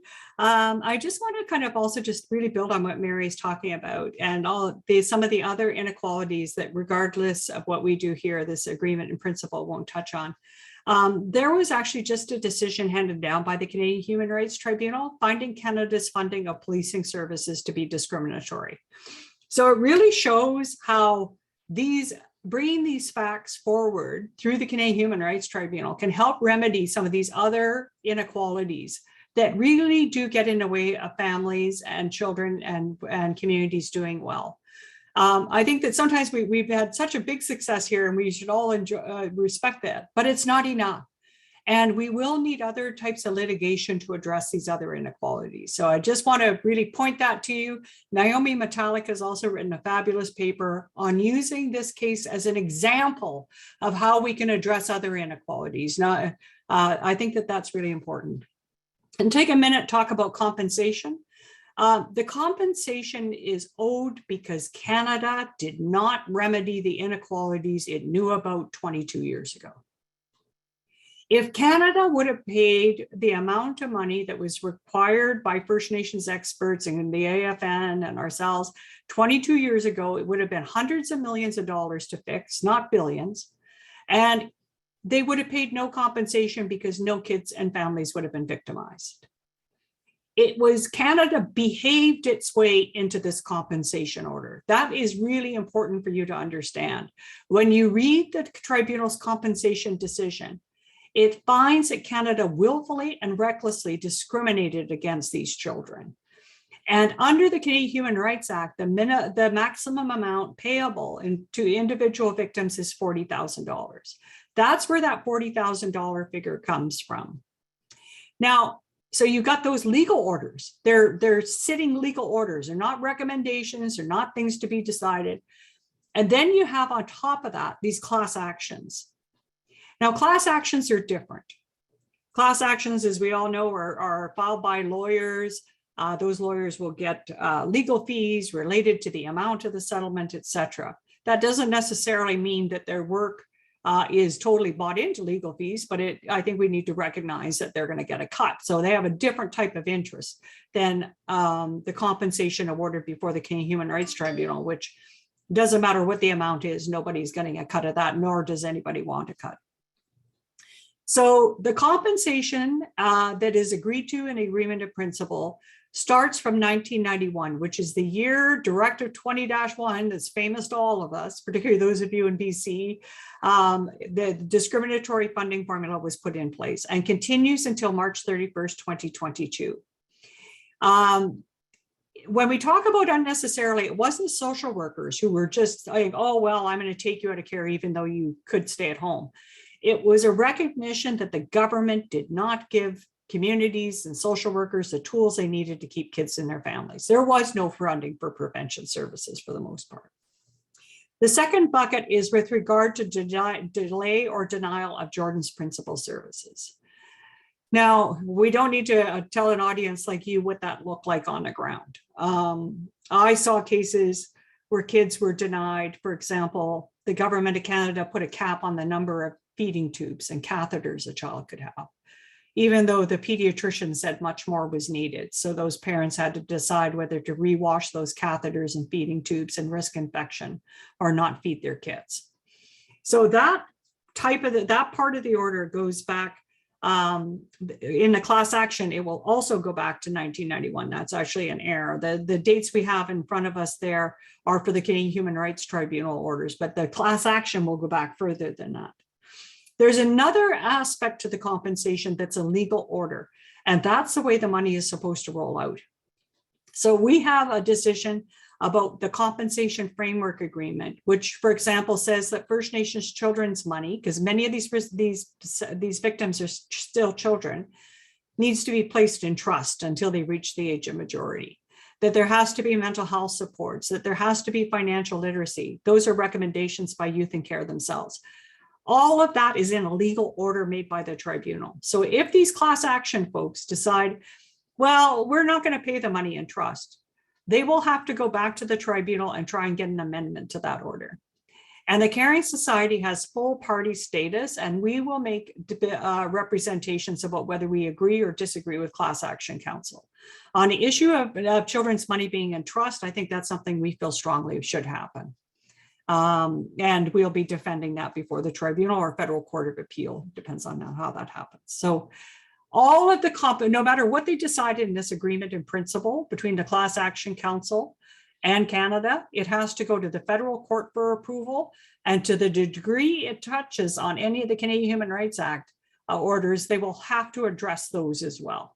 They cannot just ignore those orders. They have to go forward. And here's some of the classes of victims. Not everybody is eligible. In fact, under the Canadian Human Rights Tribunal orders, it was really clear that caregivers who sexually or physically or psychologically abuse children should not receive compensation.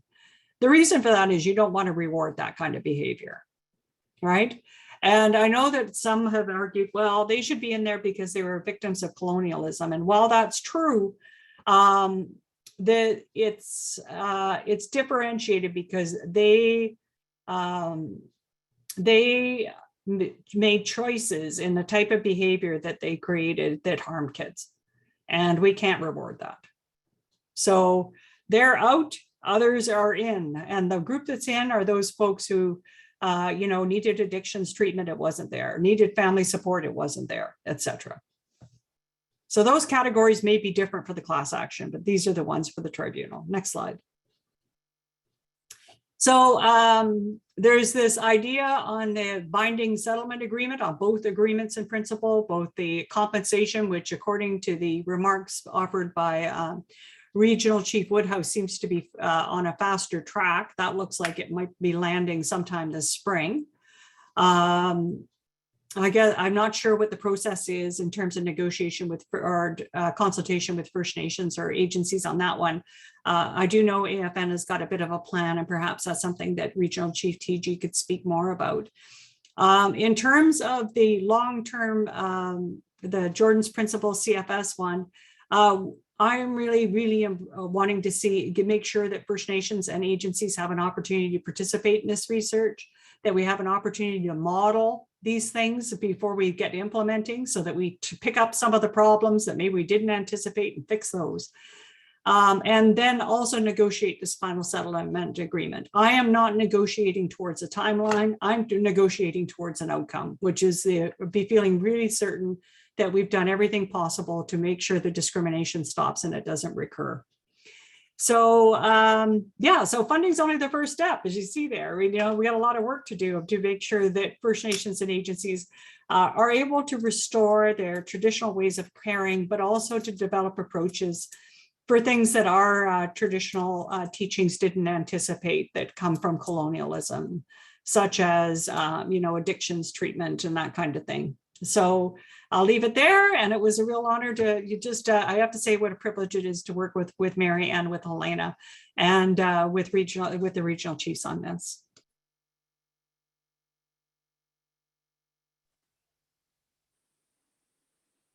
Great. Thank you, Cindy, Helaina, and Mary, for providing us with some clarity around the work we have ahead of us here. Very important focus on the children, families, and communities, the most vulnerable, importance of addressing some of the root causes, holistic healing, and most importantly, no more discrimination.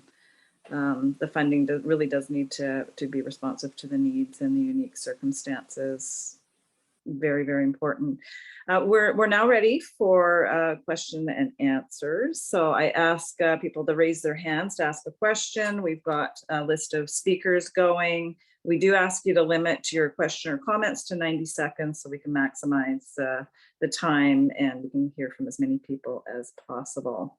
So I think we do, Tracy, we do have some questions from the chat room if we wanted to start with some of those questions. Yes, thank you, Kelly. We actually have many questions from the chat. We will get through as many of them as we can. And I'll just ask Cindy, Helaina, Mary, whoever wants to speak up to answer any of the questions, you can decide amongst yourselves. So the first question was, will Métis families be able to access Jordan's principle? On the federal government side, that the answer to that is no. This Jordan's principle arose out of the particular discrimination faced by First Nations children as a result of federal funding on reserve and in the Yukon. So that's what the legal orders are on Jordan's principle. However, having said that, I believe strongly that all First Nations, Métis, and Inuit children should be entitled to substantively equal and culturally appropriate services. So the opportunity is there for the members of the Métis Nation to advocate for that type of relief to be provided to Métis children. It just simply has not happened yet. I'm hoping it does. Inuit children are entitled to some relief under Jordan's principle because Inuit children receive services under the First Nations Inuit Health Branch.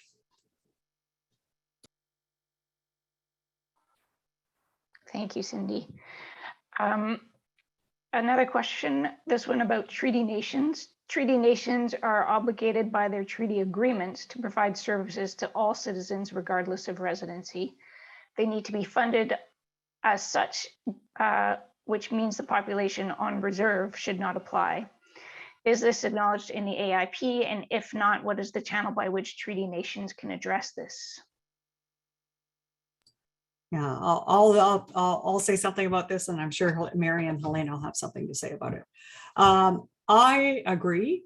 In fact, we have an existing tribunal order on Jordan's principle that argues that First Nations children recognized by their nation who do not have Indian Act status off reserve ought to be entitled to Jordan's principle.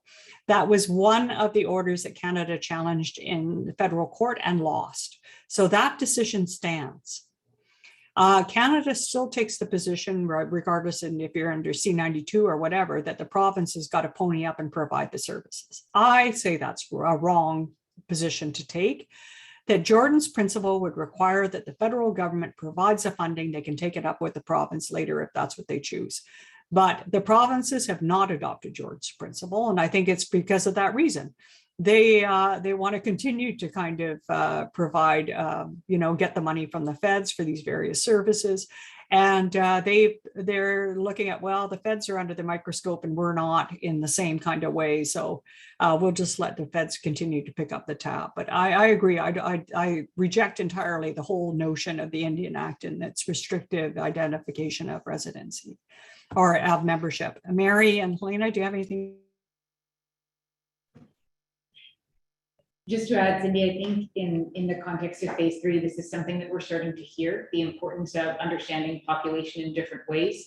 Certainly those that reside principally in the community and some that might access services in the community, but also to how that population even changes throughout the year.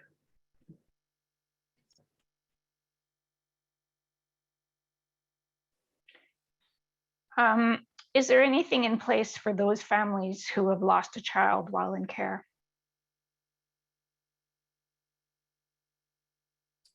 The order on prevention is going to say that $2,500 per person is for services relating to child and family services. So that, to me, is part of it, these reunification programs, these wellness programs, but that'll be up to each individual First Nation and agency as to how they want to meet the needs of community. Helaina, are you going to be looking at the question of reunification in phase 3 as well? I think, Cindy, it'll certainly come up. There's a running list of additional elements, and so that will certainly be one of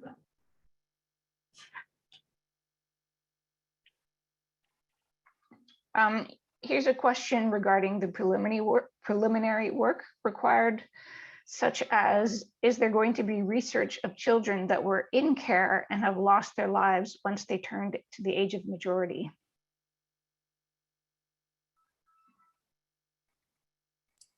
That's a really good question. I don't think it's on our radar right now. What we did do during the course of these proceedings is we argued that the estates of those children, when they were receiving either the discriminatory approach to Jordan's principle, or whether they were like Tina Fontaine and were in care and were federally funded, those estates ought to be paid compensation. So that is on the books.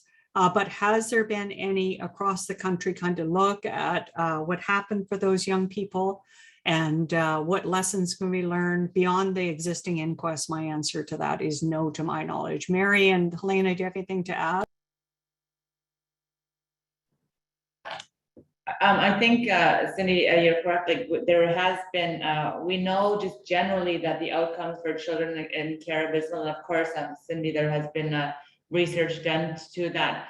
But I definitely know in some instances, I guess in BC, we have to look again at that funding and how that implicated the services. We know that there's also, when we look at the prevention piece, to also consider that the trauma that was inflicted before that child ended up going into care, there was a different reason. So we have to look at those factors as well in the prevention piece. What is hugely important, though, is the lack of mental health supports right now for our youth that are suffering. So then we do have, of course, that the children that have unfortunately taken their own life, because really there's lack of support and the system's failing. So it's incumbent on us now to ensure that we understand, what's going on in the lives. And that's why the youth care advisors, and that's why I know I did see in the comments that it has to be youth led. Absolutely. They're the ones that have suffered the harm most recently. So what we're trying to do within this AIP, and then of course within the final settlement, and that's why we took Canada to court, was to ensure that the voices of even the most vulnerable, especially the ones that are hurting the most, are reflected in whatever we do. And that's a big body of work and a huge responsibility that we must have to take. But definitely trust us, we haven't forgotten that issue of our little babies taking their own lives due to the harms. There are a couple of related questions about the prevention funding. One is, rather than create another middle organization, can First Nations receive funding through other processes and another about processes for First Nations if they feel that the agency they're working with is not using their funding for prevention services. The first thing I would say is that First Nations agencies haven't really gotten a lot of funding for prevention services. I know that that's what was ordered in 2016, but that's been a subject of a series of non-compliance orders, and particularly for some regions. That money didn't even start to flow until really early 2019. And then people had to develop their programs and services to deliver it. So I just want to just really say that, that's important for everyone to understand. And in terms of who gets the money, the question I think that should be asked is who currently is in the best position to meet the needs of the children. You can get those immediate needs met by the people who are in the best positions to do that right now, and then over time develop a plan, including the Spirit Bear plan that deals with those structural factors that Mary and Helaina have been talking about, the things that, although we're going to have some effect from our work, they won't be totally touched. The lack of housing, the lack of water, that will require more political work and more litigation in order to resolve. Get those in place. Yeah, and if you don't have a good relationship with your agency, I know Mary has there are agreements between First Nations and between agencies. And I am going to put in the chat, young people did a report on accountability. What does it look like to be accountable as a nation to your children? What does it look like to be accountable as an agency to the children you serve? Young people have something to say about that, so I'll put that in the chat. I'll add to that. And I think that that's really important that, that is who currently in the best situation to take care of your children or to provide those services. Certainly in British Columbia, the provinces, we definitely know the abysmal outcomes for children in care. So the only way, don't forget, when the agencies were created all those years ago by our predecessors and our leaders and our elders of the time, it was so that we would have more ability to make decisions for our children. And so from that, there has been that capacity that has been built in the agencies. So by all means, like if there is not your agencies would be mandated and directed for the most part by your chief. So if there is a dispute, there are dispute resolution mechanisms within each agency and dissatisfaction. So to have that ongoing conversation. Cindy brings up a really, really important point, especially in BC, but across the country, but we have not received dollars until 2019, 2020, considering that we've not had the opportunity to develop those prevention programs, to get the monies out to the door to nations and all of these things, that we're still sort of in this place where we're building a capacity. And so we need to really look at, that's why it's so important when Cindy says, we are not going to negotiate against a timeline. We are going to negotiate towards outcomes. So we're building right now. So what we don't know the final count or what the final structure or funding allotment is going to look like for prevention, because we're just starting now. So I think when we're moving forward, there has to be a time allowed for good community engagement. And we need to do that considering that we're already behind the 8 ball because of COVID. So some of the work that we've already started has been delayed because we haven't been able to get to communities. But for sure, the way that the funding flows, to not forget, the best service for the child is what has to be the paramount consideration. Just on that issue of timelines, Mary, I think it's important to keep in mind too, everything that we have learned from other jurisdictions that have changed or transitioned their child and family services system, it took anywhere between 2 to 5 years to have those changes in place. And on that 2-year end, those are jurisdictions that had a lot of information and that had a lot of their own data to work with. So just something important to keep in mind when we're thinking about how to engage and how to do this meaningfully. What we don't want to have happen is that there's no services for kids and families because people can't figure out who should deliver it. I think that's what we want to avoid, right?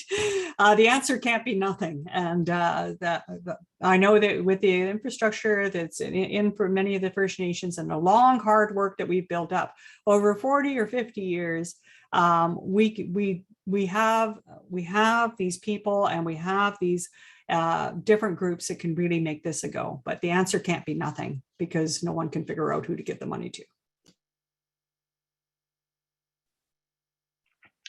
We have more questions in the chat. I'm going to keep reading the questions from the chat. But if you want to ask a question directly, to unmute and ask your question, just use the hand raise feature and we'll be able to turn the floor over to you. Here's another question about the provincial funding versus the federal funding.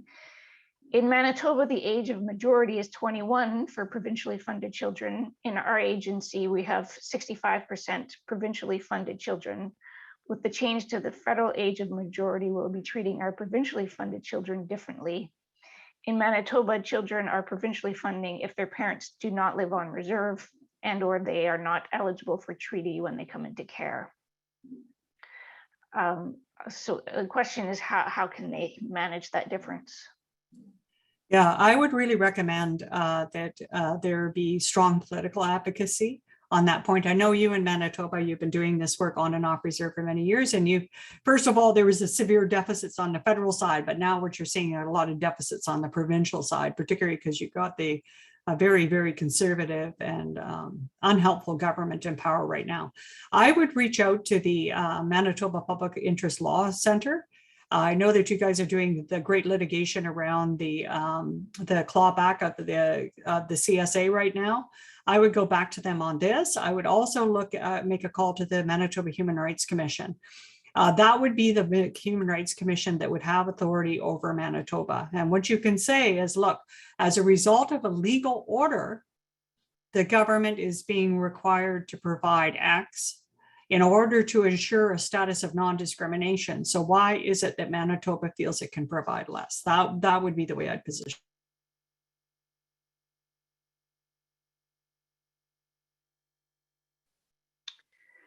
Another question, is there funding out there or grants to help achieving research dollars towards gathering and analyzing data in terms of needs assessments?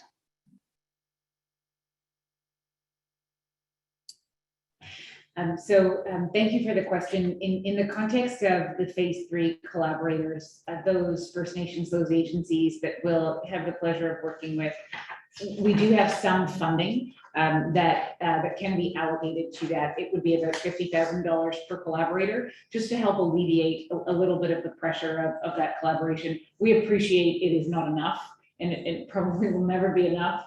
But we're just trying to recognize the time and certainly the effort that it will take to engage in this work. And I also believe that the feds have provided $25,000 for needs assessment. Isn't that right, Helaina?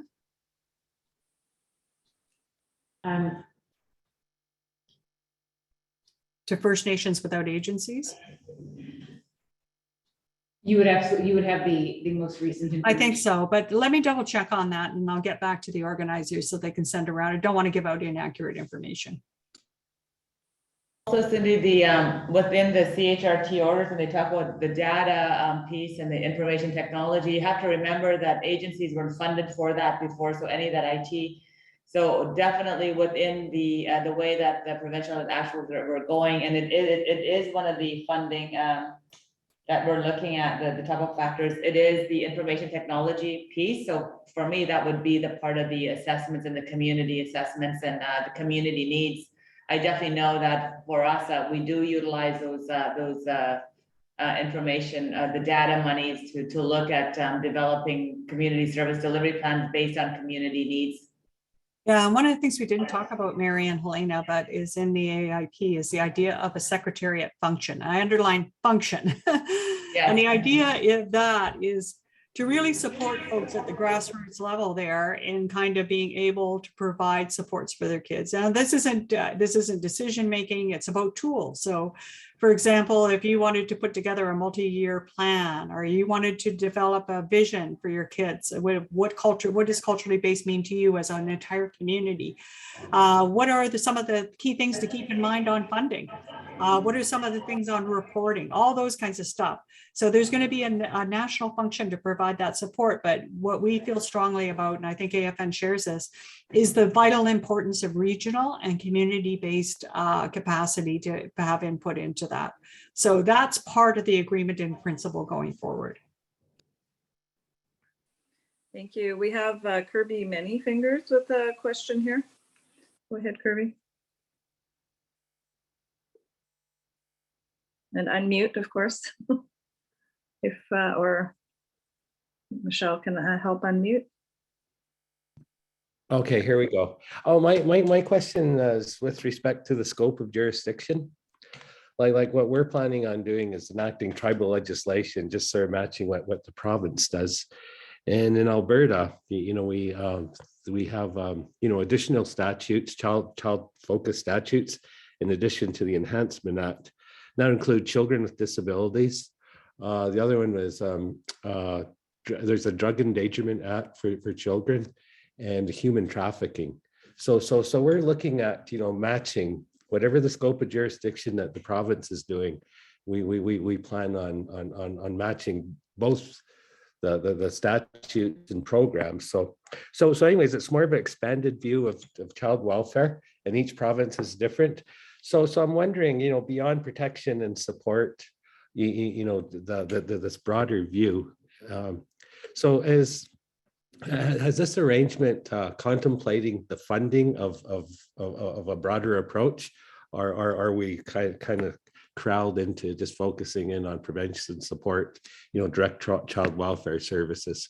Because we're planning on taking a much broader approach than conventional child welfare stuff. So anyways, that's my question. Oh, the other thing is, I was curious nationally, how the province has been reacting. I know in Alberta we're seeing some pretty significant pushback, and I think we're seeing kind of things regressing. Unfortunately, in this day and age, with all the publicity that this has gotten, so some of our provincial jurisdictions appear to be going backwards here.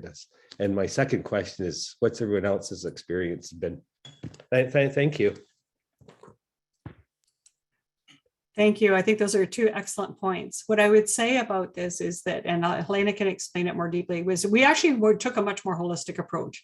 Because if all you do is look at the Western approach to child welfare, in my view, is largely a symptom. It's not the problem. The problem is the trauma from colonialism. The problem is the addictions issues that flow from that, the poverty that flows from that, the poor housing that flows from that. Those are the problems. And when you put families in that situation, then they're more likely to have their kids in care. They're more likely also to have contact with juvenile justice, to have poor educational outcomes. So I couldn't agree more that your broad approach is the right approach. The problem is Canada. Canada will say, for example, if you drew down your law tomorrow, they'll say, that's great that you did that, but we're only going to fund it according to what we think child welfare is. Mm-hmm. They're not going to fund those other pieces. And I think that's a real important area for political advocacy by nations, is to expand it so it matches to the worldview you have. The thing I'm excited about with the outcomes that were developed by First Nations as these well-being indicators is they're holistic, right? They're not the quote child welfare outcomes. You could use those same outcomes for education or early child development or family wellness. You drive the money towards that. So the funding approach, I think, would match what you're talking about and would help you develop a funding approach to accomplish those goals for your children and families as you define them. So that's good. When you talk about the provinces, well, Quebec just challenged C92. You're in a bad province too, right, with Jason Kenney, Manitoba. And I think this is part of what our challenge is how do we create a system of care for kids in terms of creating the legislative space for leadership, but also the resources for communities that will survive any of these, the worst effects of these fluctuations in the Western government. I think that's part of what we need to, is the challenge before us, is to create something where it doesn't really matter so much who's sitting in Edmonton or who's sitting in Ottawa, that really we try to shield our kids as much as possible from both of those influences. Helaina, do you have anything you want to?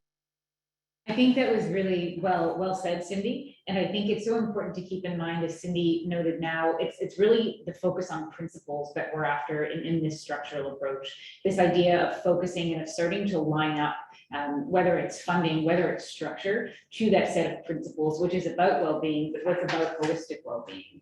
And that broader approach becomes so important about actually starting to address, even in part, some of those causes of the causes or root causes of contact with protection. And Helaina, there's space for your case studies. If there was a nation, for example, on this call, who's interested in kind of like, this is our holistic law, would you be interested in kind of working with them to say, like, this is one idea about how you could fund it towards outcomes for your kids? Well, of course, and that's part of our role in this, right? Is we're just here to help put the pieces of the puzzle together, and we are hoping that with you and collaborating with a number of you, we can help bring forth those really good ideas and those wise practices. And our job is just to help to put a little bit of a financial language around them, you know, as we're talking about considerations like structure and funding. So absolutely, please do get in touch, and we'll be reaching out as well. We'll be reaching out to regional organizations. We'll be reaching out directly in the coming month to help share a little bit more about the work and the different ways that we're hoping we can collaborate with you. Thanks. I have a comment, and thanks for that question, Kirby. That's really important to know, because in the principles section of the AIP, it talks about the provision of essential child and family services, and the implementation of Jordan's principle shall be substantively equal, culturally appropriate, holistic, in the best interest of the child, and meet the distinct needs and circumstances of First Nations children, youth, and families, including their needs relating to historical disadvantage, structural racism, and geographical needs and circumstances. So having said that, when you look at the broader view of how you see child and family well-being or family services, your funding should reflect that, and those structures should reflect that. Based on these principles. Now, what we know what's happening though, however, for one thing, anybody can develop a law. That isn't the difficult part, I would argue. It's making sure that your law is there's a funding in place to ensure that your law can be held up. And so what we know, we've heard for example, there's certain things, and I know sort of Alberta, some of the statutes you're talking about, but in BC, we have different things. There's the Adoption Act, the Youth Justice Act. There's all these different acts that would be right now considered outside C92, but yet they have to be reflected in the work we do to have that broader holistic view and to meet the needs of the nations and to meet the needs of our traditional laws.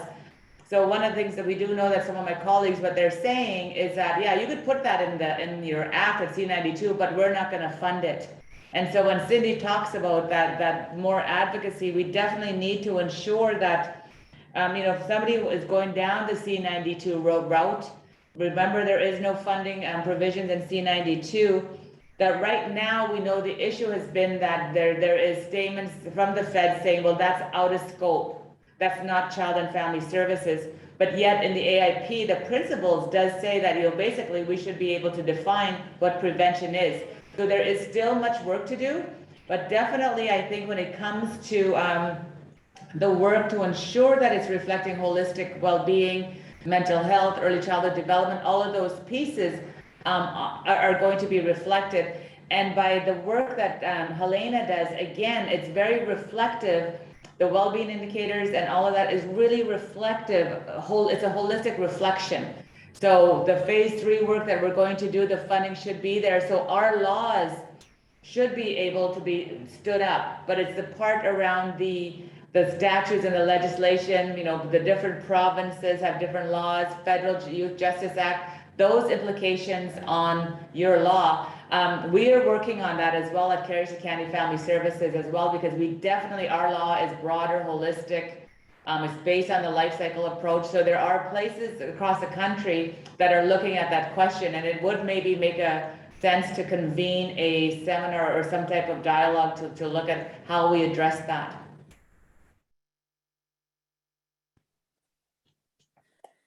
Okay, I do apologize for all the questions that we weren't able to get to this morning. This does bring us to the end of our time together. Chenkwan Nantomiap, my heartfelt thanks to each and every one of you for coming, for listening, and for working so hard to make life better for our next generations. It's really the strengths of our ancestors that speak to our hearts. We need you, we need you, we need each other to do this work. I will call upon and ask Deb if you could please close us in a good way. Again, Wachokio. Can I just say something before Deb gets on, just to thank everybody for being here, but I think given the amount of questions that we have, I have my phone, text and emails with all these questions. I think that we will look to have another session just to answer questions again.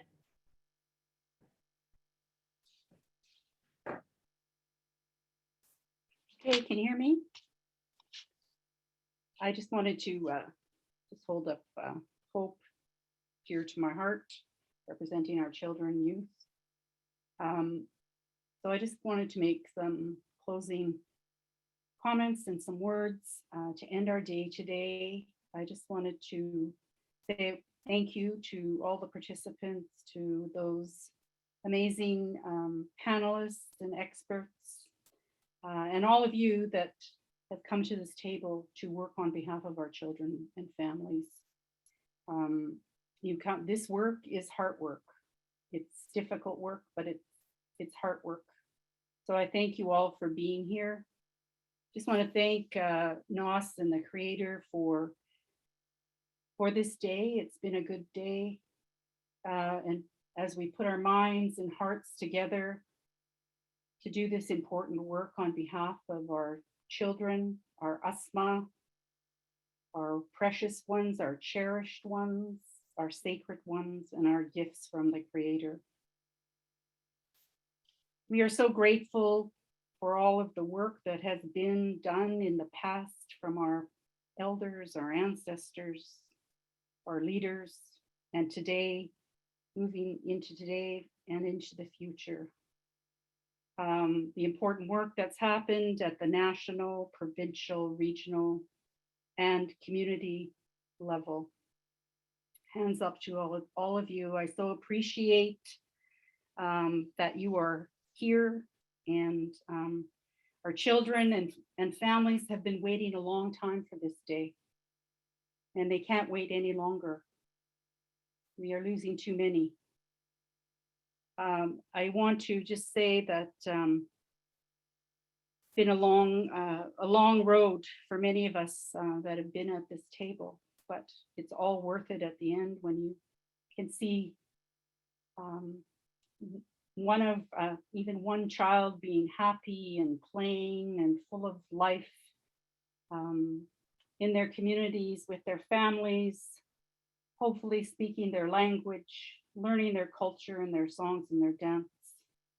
That is what we wish and hope for our children and our families today. Our elders have prayed for us for this day, and now we must honor that. Their prayers their prayers protect Mother Earth and our children. So sending so much love, Yamas in my language, to you all, especially our children, our youth and families and communities.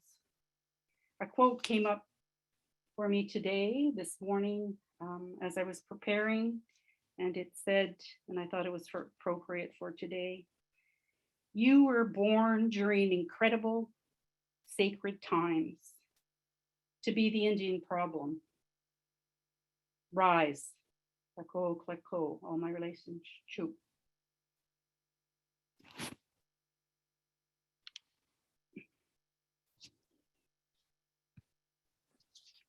Thank you all. Have a great day. Wachokio. Be safe.